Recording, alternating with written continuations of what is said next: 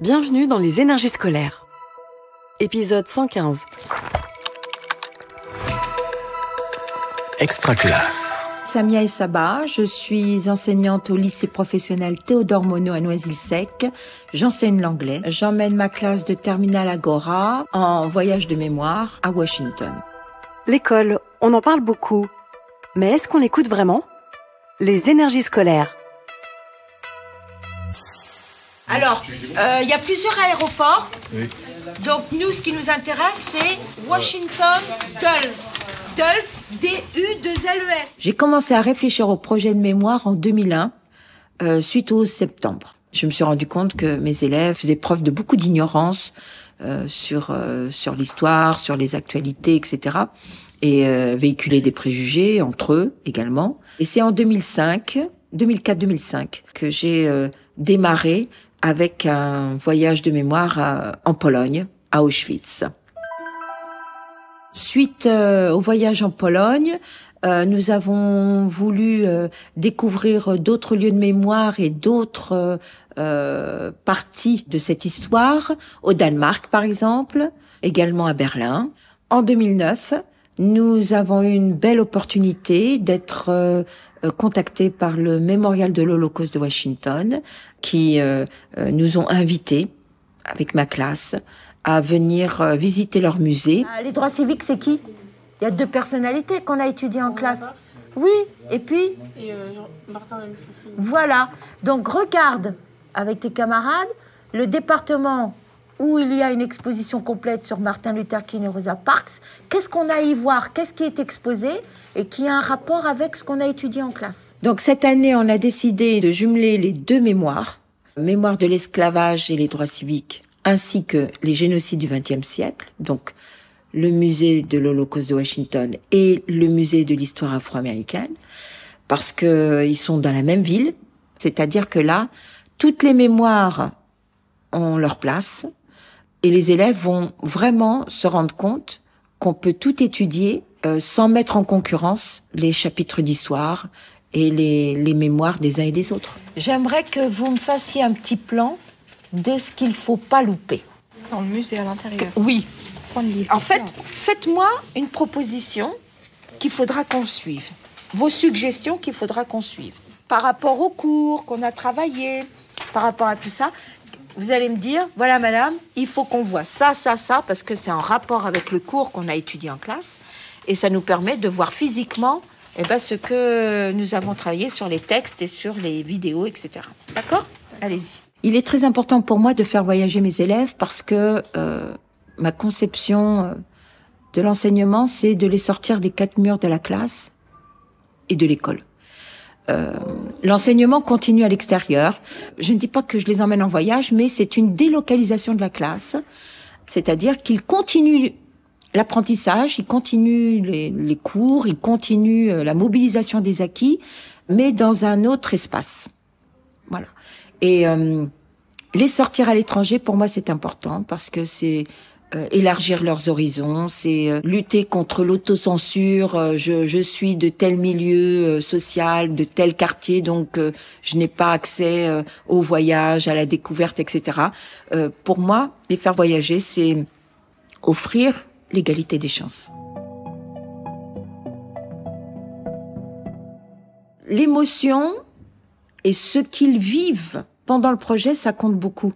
Parce que moi, je me souviens quand on a visité pour la première fois le musée de l'histoire afro-américaine à Washington, la première chose qu'ils m'ont dite, c'est « Madame, tout ce que vous avez dit en cours d'anglais, c'est vrai.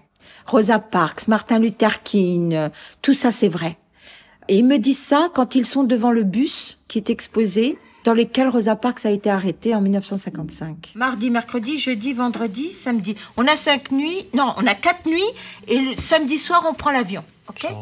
Donc ça fait 611, c'est ça? Ouais, et pour 20 personnes, ça fait 12 200... Mon garçon, faut le noter. Moi, je ne vais pas me souvenir de tout ça. Et puis toi non plus, tu vas oublier. Tu notes tout ce que tu trouves. Tout ce que tu fais, tu le notes. Mais là, du coup, là, c'est beau, j'ai trouvé. Eh ben, tu le notes. Donc les élèves doivent comparer les tarifs sur Internet pour avoir une idée globale de combien coûterait leur billet d'avion. ensuite voir les partenaires potentiels qui pourraient cofinancer leur projet. Donc on en a un en particulier à qui nous demandons une subvention, c'est la Fondation KPMG. Et là, les élèves, 2 élèves doivent venir présenter prochainement leur projet devant un jury de 5-6 personnes qui sont des collaborateurs de KPMG. Et là, ils doivent présenter leur pitch. Donc bonjour, du 5 au 10 mars, on ira en voyage à Washington. Ce voyage permettra de mettre des images, les cours qu'on apprend en classe.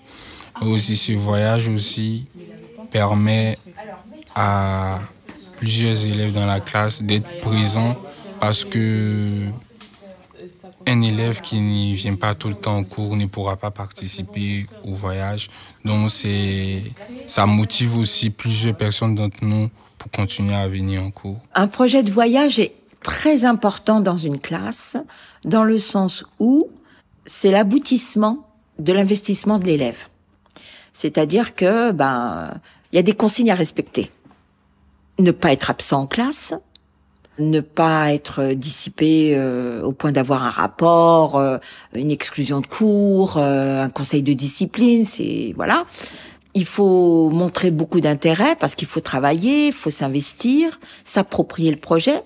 Et ça demande beaucoup d'implication et de la rigueur.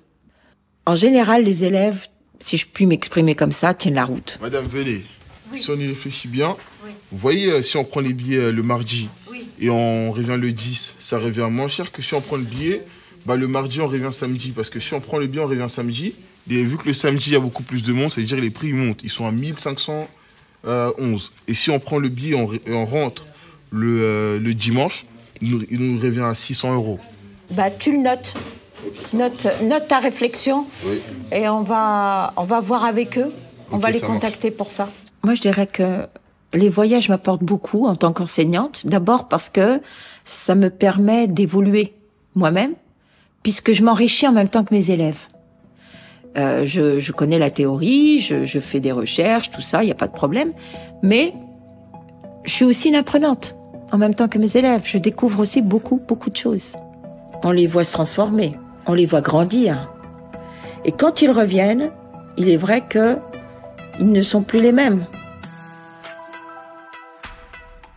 Vous venez d'écouter un épisode des Énergies scolaires. Si ça s'est bien passé, n'hésitez pas à laisser un avis sur votre plateforme d'écoute. À bientôt sur Extra Classe.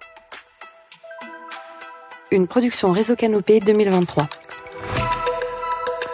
Extra Classe.